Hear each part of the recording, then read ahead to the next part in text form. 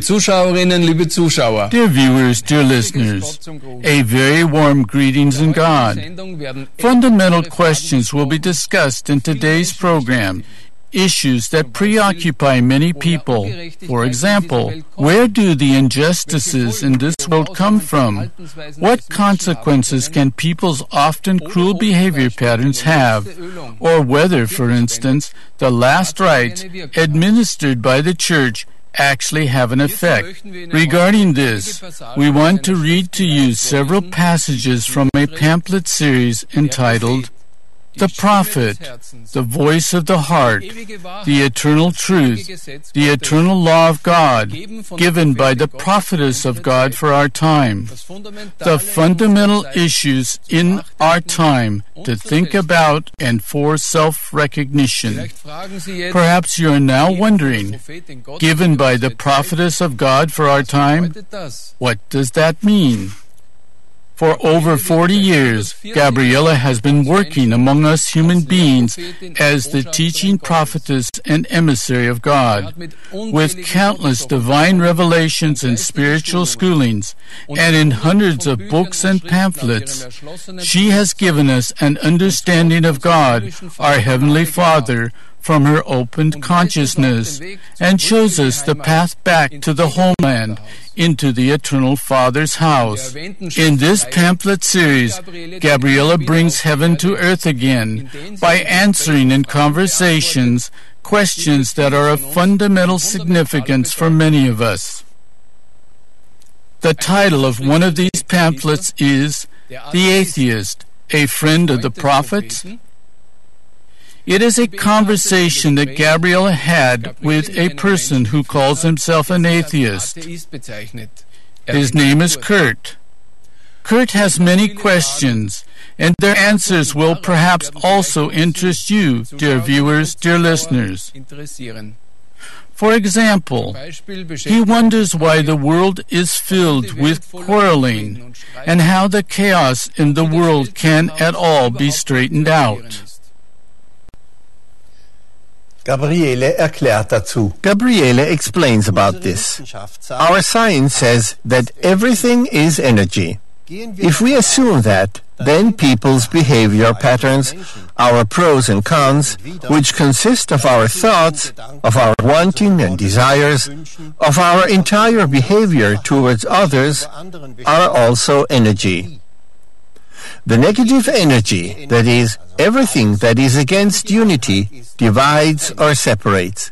It does not link, and so separation from God is based on our egotistical behavior. What happens over the course of time if we continually violate the infinitely eternal laws of the universe, of infinity, for example, by destroying nature or by strongly influencing our fellow people? God is indivisible unity and love, and therefore the law of the universe remains a whole. Over the long run, what happens when people presume to judge others, push them away, for example, into unemployment and poverty? Or when the one enriches himself on others, even if it's because he possesses more assets and money than the others, who he has worked for him at a lower salary, whereas he, as the employer, keeps much more for himself? Or when harvests are destroyed to keep the price high and other people die of hunger?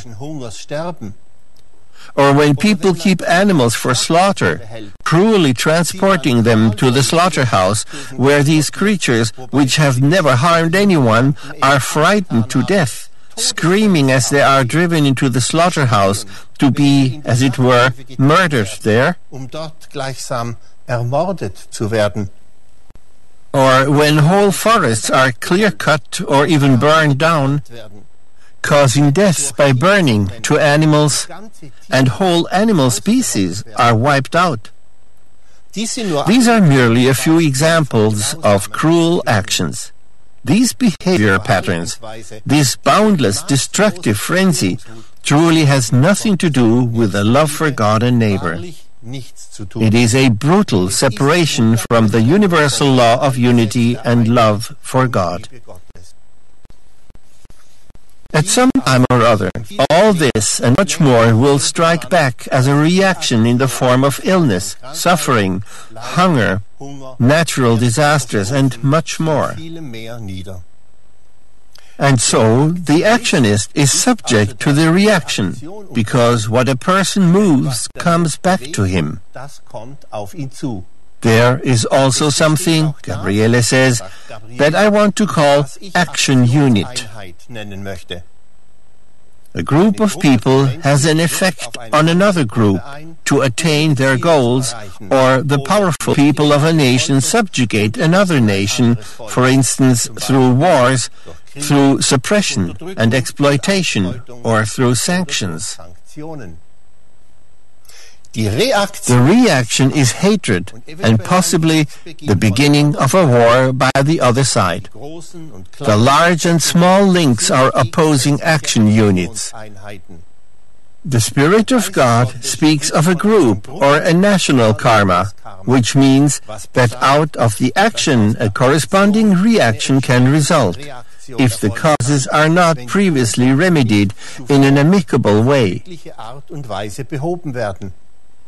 The Spirit of God calls everything that is against the law of the universe and against the individual person the seed, which is followed by the corresponding harvest, or also the cause to which the effect occurs, insofar as it has not been cleared up. Among other things, science also teaches us that there is no effect without a cause. It is only we human beings who think it's different with us. Everything, absolutely everything, is based on energy, and action brings reaction. Gabriele's explanations make it clear that everything that happens to us during the course of our day is related to our behavior in this life or a previous life on earth. We cannot escape this, because it was, after all, our seed and has now become our harvest. Gabriele continues. The principle "a person will reap what he sows" applies to those individuals of us who offend against people and things, as well as the earth.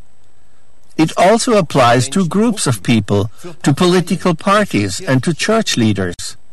Whether rich or poor, no one is exempted from it, nor can he buy his way free of it.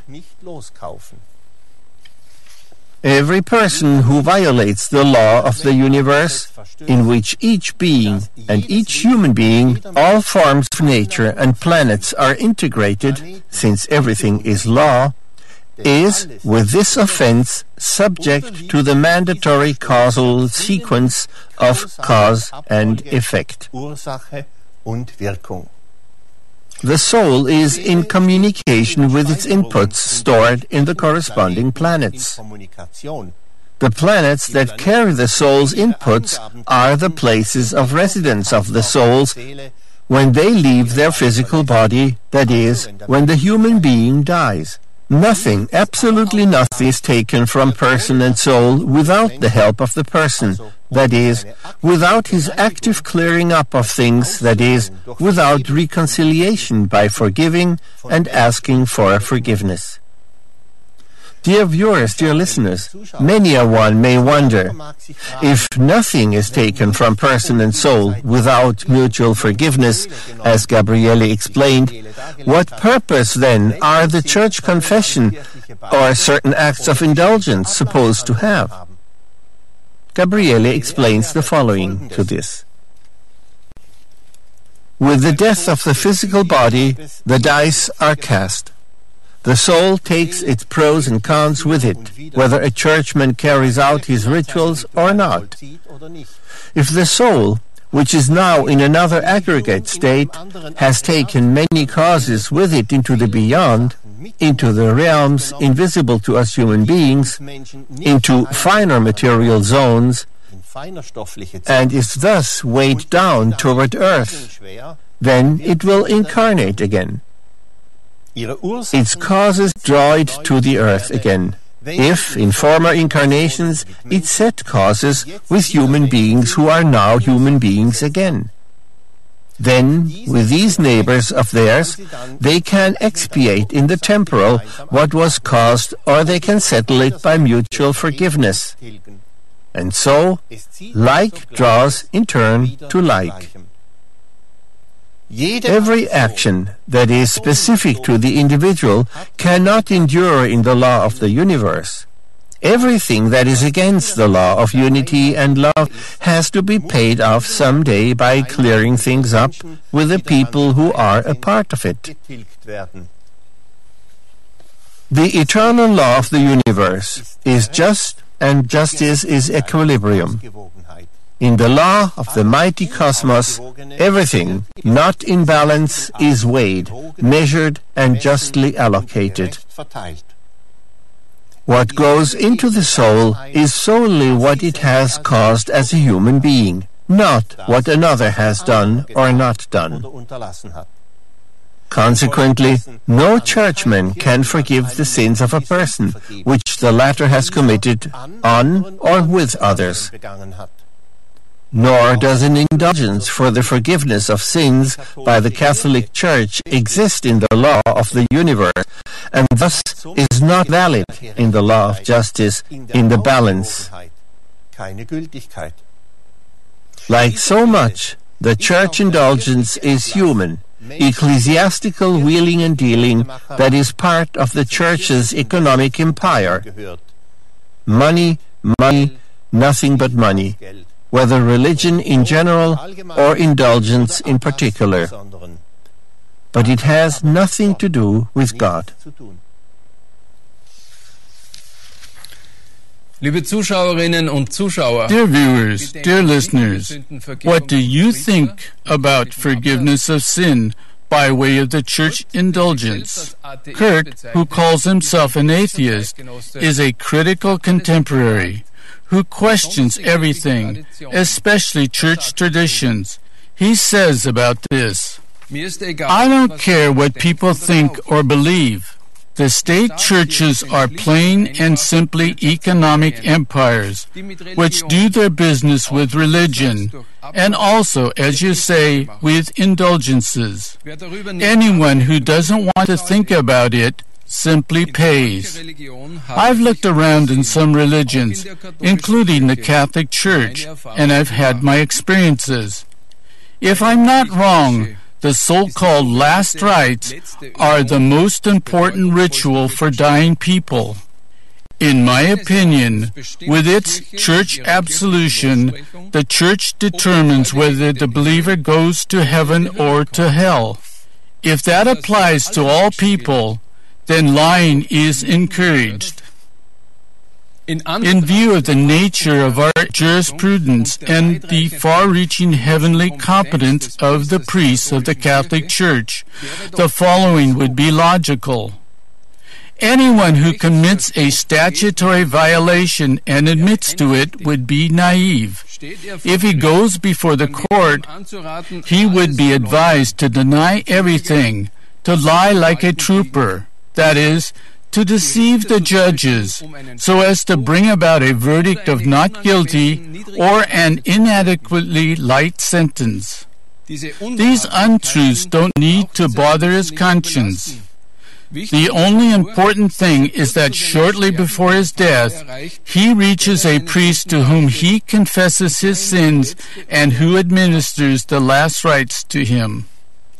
Some time ago, I was able to get a look at a Pope's so-called indulgence document, in which people have bought off their sins with money. Anyone who has acquired such a document need only to call Jesus, Jesus during his last hours, and then everything is settled, which means that he is then absolved of all guilt. Consequently, the last rites and indulgences are the Catholic Church's law of absolution. If that is correct, then the question arises whether this law of absolution applies to everyone, also to criminals and murderers. Gabriele answers this as follows. I can't say whether the absolution from sins applies to every kind of violation, including murder. I don't know how far the Church's law of absolution goes. Even more questions could be added, like, for instance, can a person simply be absolved of his sins who has incited another person to murder or has issued the order for war, in which countless people must lose their lives? This brings up more questions. Who is guilty in a war? The one who was killed by a hail of bombs, or the soldier who dropped the bombs, or the one who called for war? Whom would a priest pronounce guilty here, and whom would he absolve? Perhaps Gabriele's reflections could be of help for many. She continues, Gabriele fährt fort. If confession, the last rites, and indulgences were part of the law of the universe, that is, an inherent law of the eternal, then the secular law would be just, and God, the law of the universe, would be unjust. God, the Spirit of infinity, would then, with no atonement and reconciliation, forgive the person who during the last minutes of his life on earth confessed his sins to a churchman and received absolution, or bought himself an indulgence. Will the other one, the accessory to the sin, not be absolved because, for example, the churchman had no time to visit him during his last minutes, or came too late, or has no indulgence document at hand, or because the dying person didn't belong to a church institution? Will the one who has not received these gifts of grace languish eternally in hell? Aside from everything else that digresses from the teachings of Jesus, if we take a look at confession and the last rites, then anyone who knows how to think will recognize the contradiction to the Lord's Prayer, in which it says, "And forgive us our trespasses, as we forgive those who trespass against us." How does it happen that a mainstream church can bring such a contradiction to the Lord's Prayer into the world? And how can the church believers who pray the Lord's Prayer live with this? Kurt responds to this. The inconsistency, which concerns not only confession and absolution, but much that is supposed to be Christian, can be upheld solely because the church sheep blindly accept everything that is put before them. Anyone who believes in the many contradictions and pays church taxes for them, in my opinion, cannot be helped. A few things are still going around in my head, and I now see much in connection with what we have already mentioned during our conversations. Again and again, new wars are breaking out everywhere in the world, which concerns me a lot. Since I know your attitude toward war and everything hostile, many questions occur to me. As I've heard, according to international law, it's supposed to be forbidden to act against a foreign head of state. This seems to not hold true in terms of the common people. The great ones are spared. The little guy has to suffer. I think that if there has to be a war, then it should at least be limited to those who mutually attack each other. But I absolutely cannot condone that other countries that have nothing to do with it intervene in hostilities that are taking place within a foreign country. And anyone who still has a spark of conscience must abhor such a war, no matter by which side it is waged. You know I'm not religious, and therefore do not believe in extrasensory perception. But I definitely have a healthy ability to decide between right and wrong. What is too much is simply too much. These attacks are an aggressive injustice committed on innocent people who will at some point seek revenge. For not only you talk about this, but actually I too learned in physics class in school that there is no action without a reaction. We've already talked about this. According to my experience, this principle is also valid in the reverse direction. Each reaction creates in turn a new action. This results in a chain, an unending cycle. Even though a bad action may also be a reaction to an affront, it causes further harm.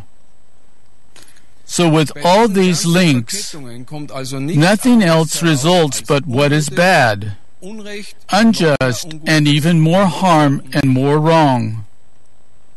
This cycle of injustice develops its own dynamics. It creates injustice over and over again, and innocent people have to suffer for it. Gabriele comments extensively on this statement by Kurt, the atheist, that allegedly innocent people have to suffer under the injustice. She says, whether innocent people have to suffer under this is anyone's guess, because who doesn't act? Everyone acts unceasingly, whether he is aware of this or not. We human beings are constantly producing energies of feelings or thoughts, and so each one of us is part of the global causal law, either through his feeling, sensing, thinking, speaking, and acting in former lives or in this life on earth. Everyone will have to experience or suffer his part of a negative action because the law of equilibrium radiates into the causal law to create a balance. Sooner or later, we human beings have to re-establish order, the balance, there where we were part of the disorder. At any moment, we can freely decide whether we will bring about this balance by reflecting on the true Christian teachings, or whether we, for instance, condone so-called Christian political parties participating in the bombing of another country because its leader does not act correctly. Actively or by silently letting it happen, which is the same as affirming it. If we participate in such an outrage, then this lies within the law of freedom. But it will, however, not be without its effect for us, too. How would it be if the countries that condone the bombing of another country and even take part in it would have pooled the billions that they drop as bombs over the country in order to help the country in question through targeted measures instead of bombing it to smithereens? Such a course of action would have helped the persecuted people and can, perhaps, make a dictator's fanaticism difficult for him. However, with every bombardment, emphasizes Gabriele, I think not only of the unspeakable suffering of the people, but also of the innocent animals, who are either torn to pieces by the impact or waste away in unimaginable agony. Nature denounces. Just like the people, the temples of God are tormented by the agitation and war machinery in this war zone, being turned into invalids and killed, so too is nature bombed to pieces, without anyone asking how it is for the animals or how nature suffers under this. War cannot bring peace, but only still greater aggressions. Jesus taught love of enemy. But so-called Christians condone meeting violence with violence. The belief in Christ is frequently dead. The word Jesus or Christ or Christian, which so many so-called Christians utter, contains no power. The word alone is not effective by itself.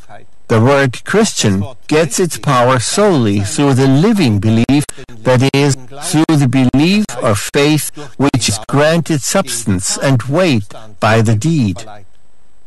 Christ, the power in the Word, is victorious through the active faith, not through violence. Liebe Zuschauerinnen, liebe Zuschauer, dear viewers, dear listeners, with these words from Gabriela, which are worth thinking about, we want to conclude today's reading. We started with explanations from Gabriela on the topic, everything is energy. Also, our thinking, feeling, and acting. So viewed in terms of energy, we are permanently in action and thus also subject to corresponding reactions. This holds true for the good as well as for the less good aspects that we emit. We also heard that there is the causal law, the law of cause and effect, which applies to everyone who violates the law of the universe. And that accordingly, everyone has to clear up his own self-made causes himself, regardless of whether a churchman performs his rituals or not. Christ is victorious in us through the faith that is lived, the faith of the deed. This statement contains power, comfort, and at the same time the chance not to have to helplessly watch how our own causes come into effect. Thank you for your attention. We take our leave of you. Goodbye, and a warm greetings in God.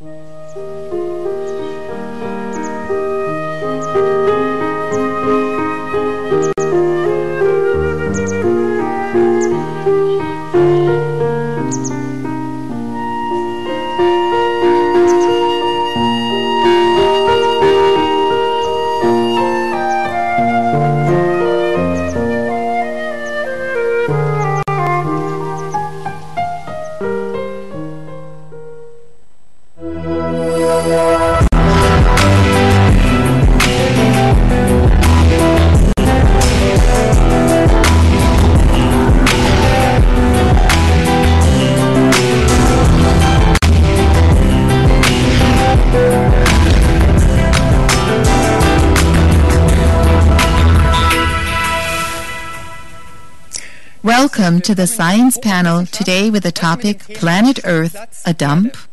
Dear viewers, dear listeners, what do you think of when you hear words environmental pollution? In Europe, most people will think of dying forests, of acid rain, plastic trash, or too many exhaust emissions in the large cities. Nevertheless, during recent decades, the prosperous countries have initiated environmental standards. Things have become somewhat quieter in the media regarding the topic of environmental pollution, and so many a one may have gained the impression that things are somewhat better for nature. Whether this is really so is what we want to explore today and take a look at various hotspots on the Earth. Hans-Günther, you've brought together various studies, contacted institutes, and evaluated press reports. What can be said about it? What is the environmental situation worldwide? Well,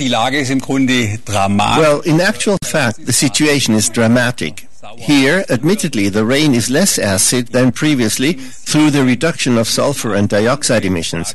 Certain reductions have also been achieved for other pollutants, but the situation of the environment worldwide has, of late, gotten worse and continues to get worse. Perhaps we could hear a few examples. Where on the planet is the pollution especially great? The central stage is very definitely China. There is extreme environmental pollution in China as in hardly any other place, and the pollutant load of the air is immense.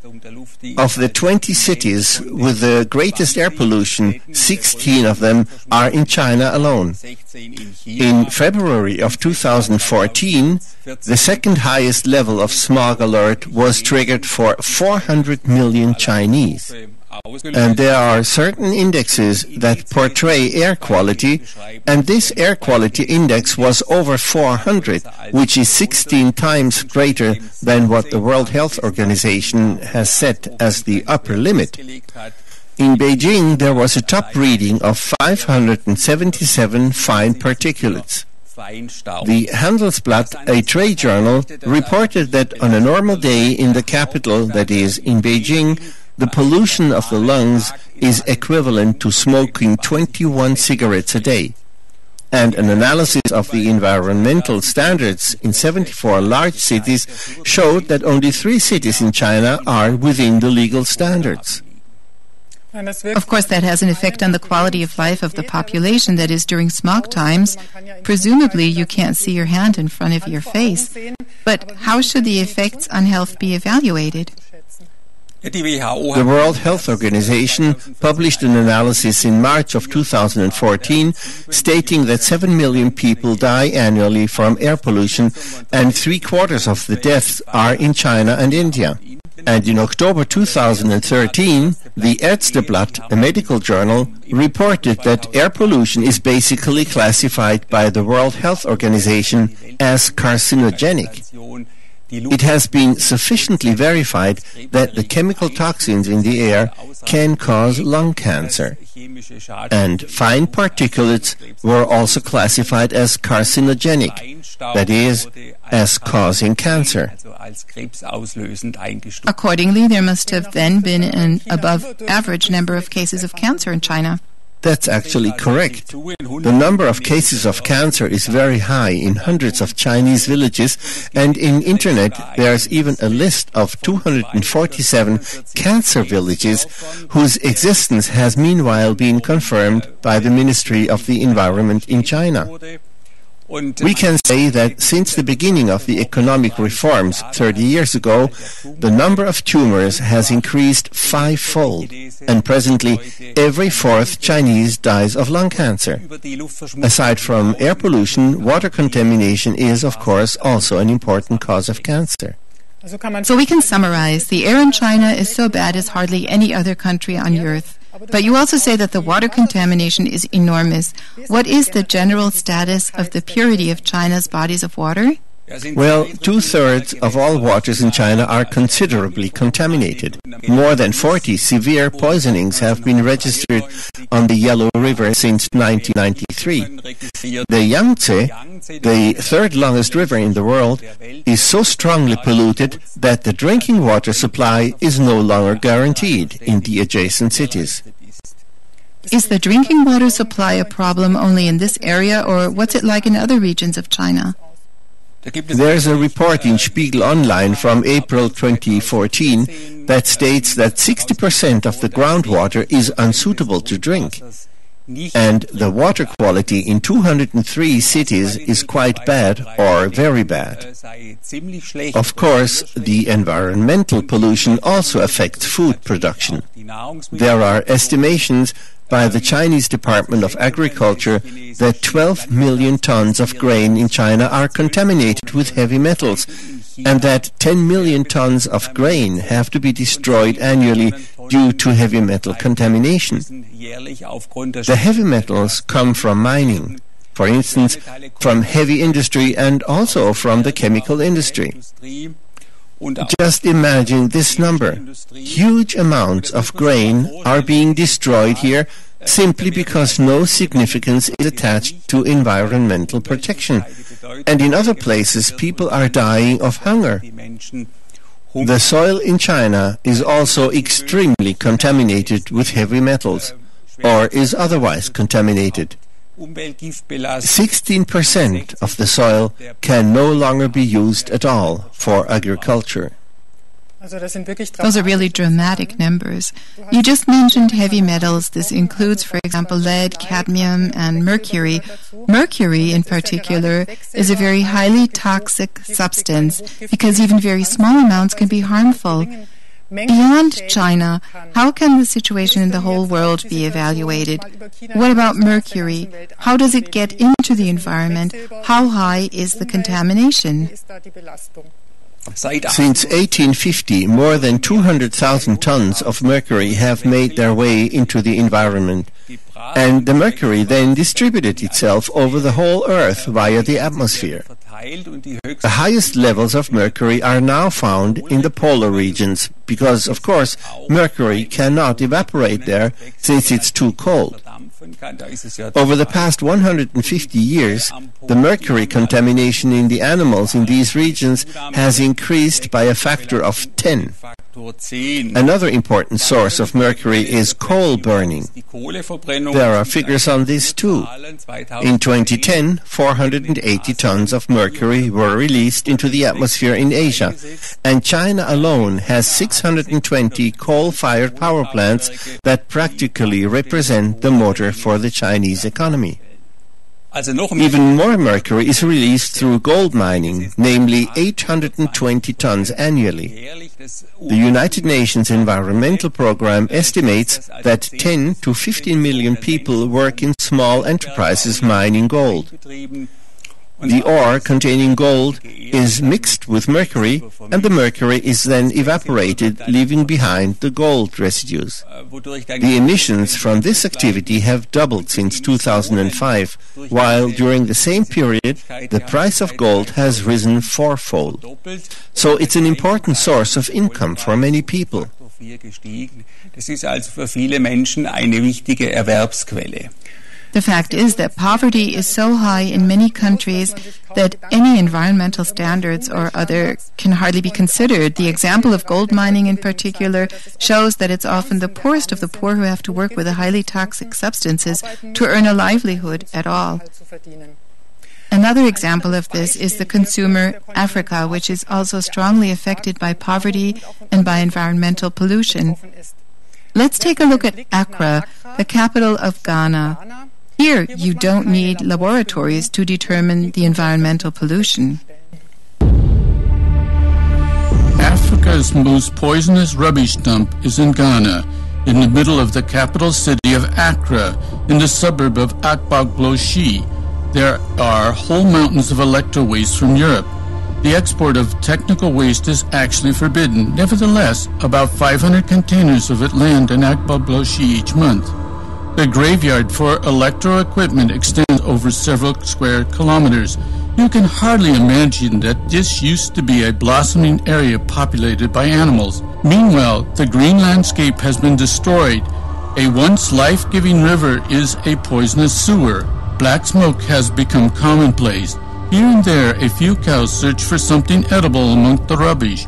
The contamination in the air and soil exceed the allowable limits, partly by 50-fold. About 50,000 people live from the rubbish at this contaminated site. As these amateur photos show, children search for usable parts so as to earn some money. An inhabitant of Akbogloshi reports. We are in Akbogloshi since March 2014. This has been the largest electro-waste site in the world. Halu is 13 years old. He has worked here for 2 years. He and others search here for computers, which they destroy in order to separate out metal into the usable parts. The children burn the cables to obtain valuable copper sheathed in plastic. The insulating foam from old refrigerators serve as fuel. This releases highly toxic gases, cyanide, isocyanate, dioxin, and caustic hydrogen chloride, attacks the lungs of the copper collectors, causing chronic health problems. The children smoke an Indian plant to relieve the pain in lungs and bronchi. They cannot afford medicine. Faru wanted to buy some natal to relieve his pain at night. When he buys a kilogram of the plant, it costs 1 Ghanaian cedi, which is less than half $1. 50 cents a dollar. For medicine, he has to pay 35 Ghanaian cedi, about $17. About $17. What they get in return for the risk to their health is not much. At most, a few dollars are the daily income for a rubbish collector at the market in the city, but there is no alternative for the children of the electoral graveyard. They don't have any other work to do. There is no other work for them, and they don't want to steal or attack people. So this is the only way for them to earn a livelihood. So this is the only way they can make a living for themselves. The search in the trash continues, despite the dangers to their own health. So this is an area where no grass grows anymore because of all the trash, but where there are apparently no alternatives than to live in this trash and partly from this trash, and the health dangers are simply hazarded. Yes, it's really a diabolic system in which the environment is ruthlessly contaminated as well as the people. It is diabolic that huge amounts of electro waste are illegally and cheaply shipped to Africa, and the people's poverty is practically exploited. The whole thing is really a disaster of indescribable proportions. But Accra is not the only hotspot in Africa where environmental pollution is so clearly visible. Another example is the Niger Delta. There too disastrous conditions prevail. Hans-Günther, oil pollution is a huge problem there. What can be said about this? For 50 years, more than 2 million tons of crude oil have been polluting the Niger Delta. And about 300 times a year, oil runs out of leaks, out of oil rigs and pipelines. And that's all the more serious when you bear in mind that one drop of oil can pollute 1,000 liters of water. But then that also means that through this oil, the animal and plant worlds in this region are being destroyed over wide areas. And the governor of Bayelsa State, the state in which the first oil well was drilled in 1956, said about this in an article in the Daily News Watch.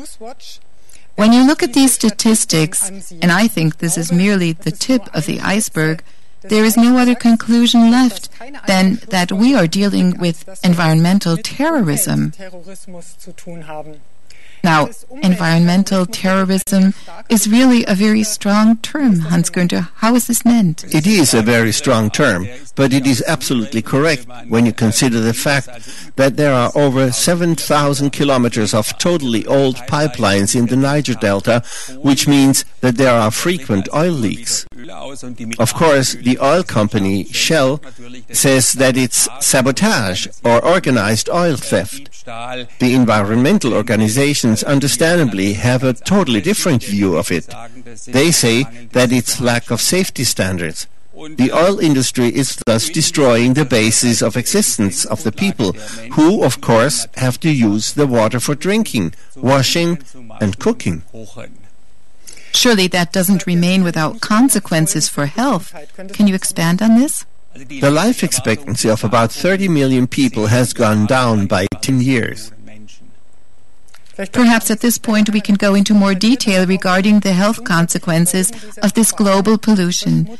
Several illnesses were already mentioned, but perhaps you could simply give us an overview again of what the resulting illnesses are for mankind. Environmental toxins cause not only cardiovascular diseases and the respiratory ailments, or cancer, but are also responsible for an increase in behavioral and developmental disorders in children. In February of 2014, a study was published by Harvard University that stated that today, every 10th child after birth suffers from behavioral and developmental disorders. The authors of the study were able to verify a brain-damaging effect for 11 widely used chemicals. The fact is that children's brains are very sensitive to environmental toxins.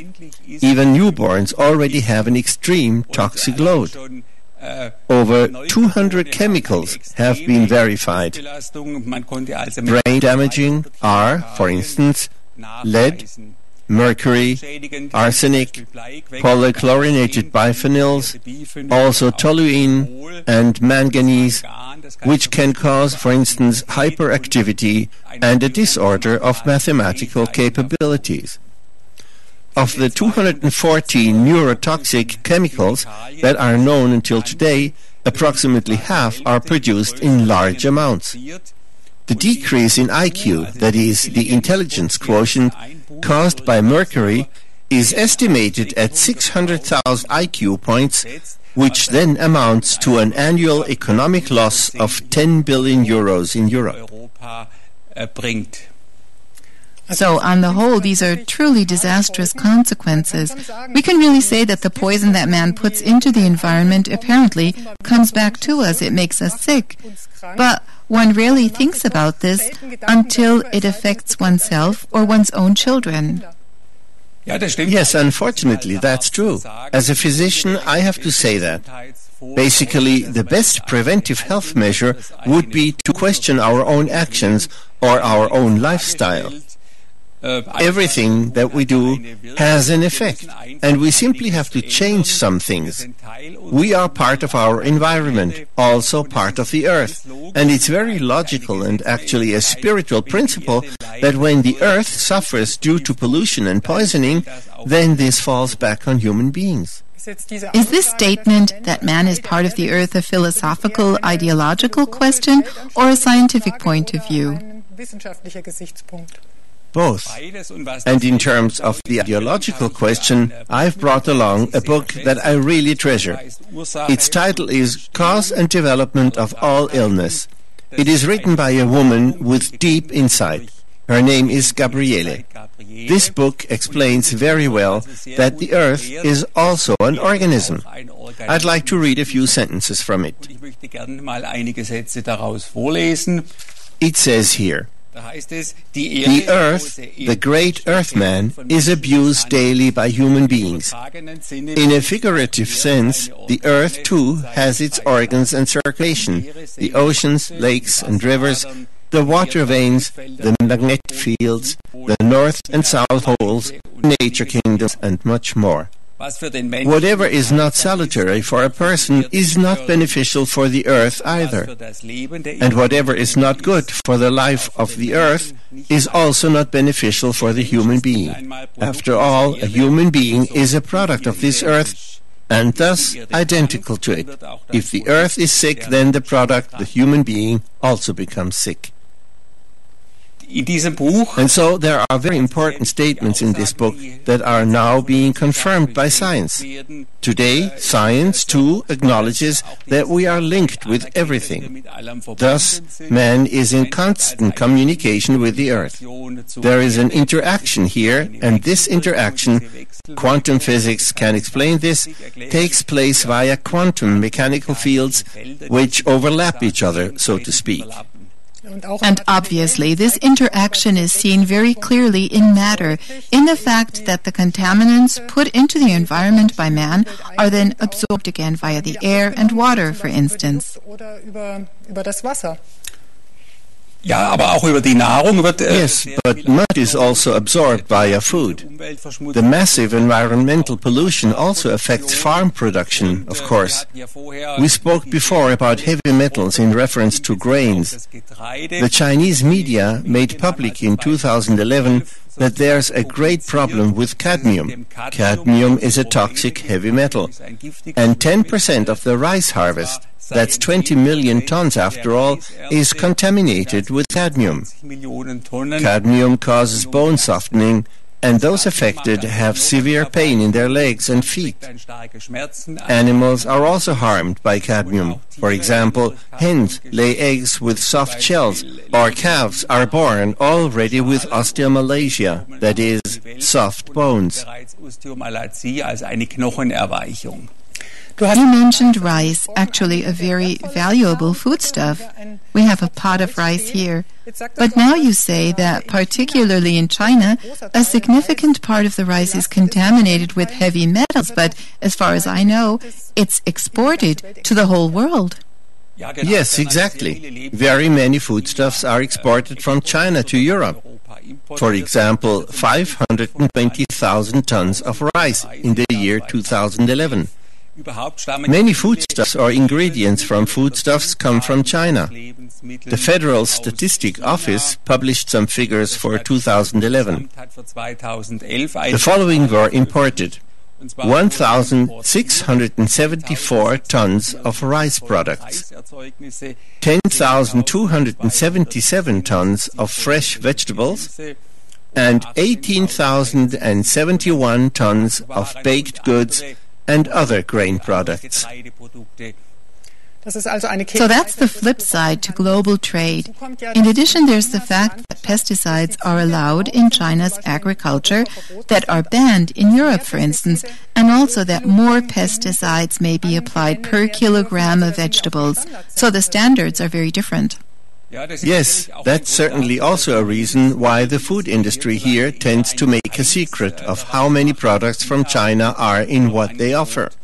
Nevertheless, there are very many products from China that are meanwhile common. For example, fruit preparations for yogurt.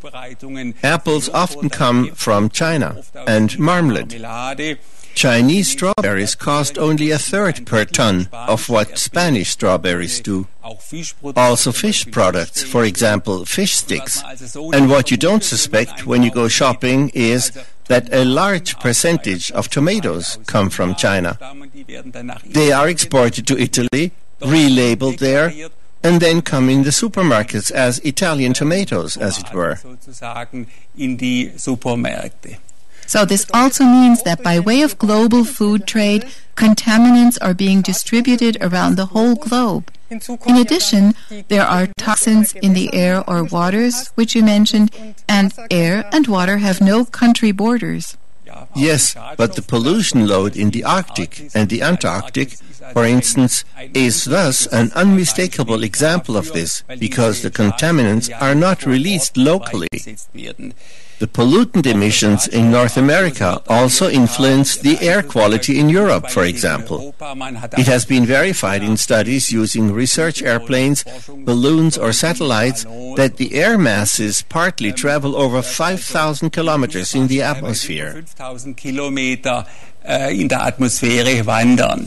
But there must be tremendous winds or air movements. How can we imagine this?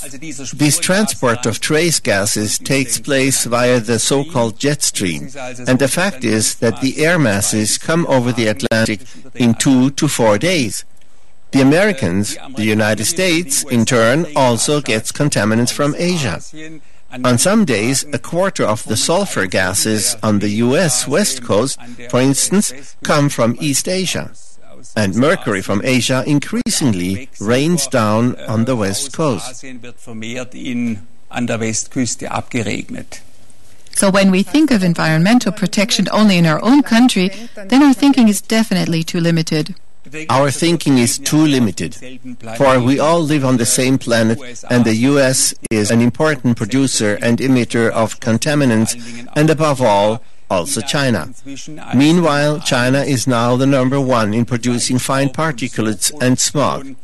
The environmental pollution in East Asia is a main reason why the air pollutants worldwide have stayed at a very high level, even though, for instance, in the United States, Europe and Japan, environmental protection is also intensely practiced.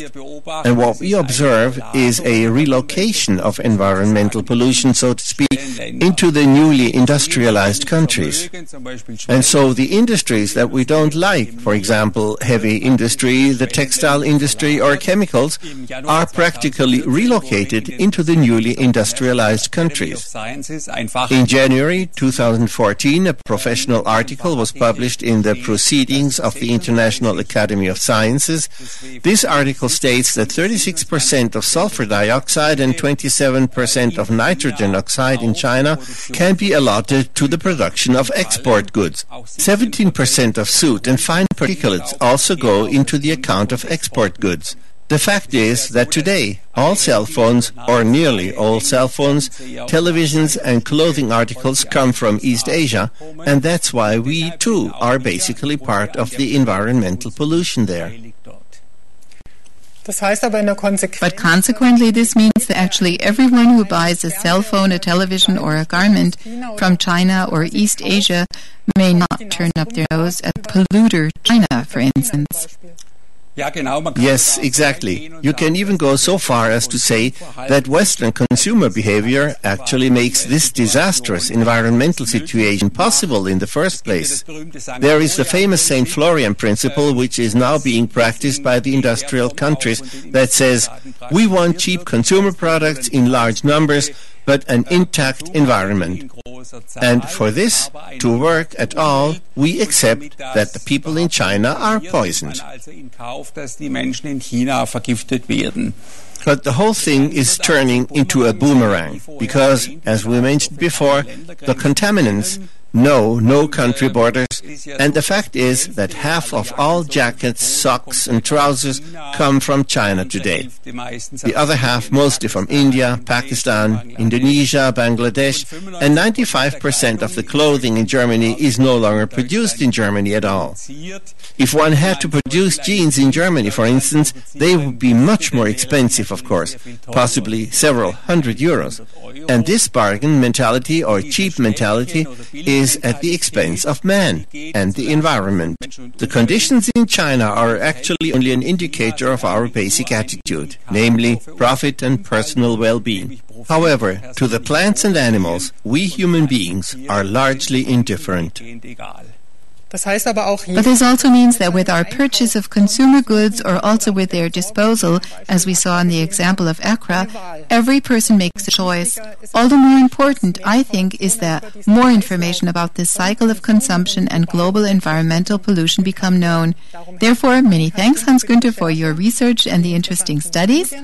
Dear viewers, dear listeners, I take my leave of you for today. Until next time with the Science Panel, goodbye.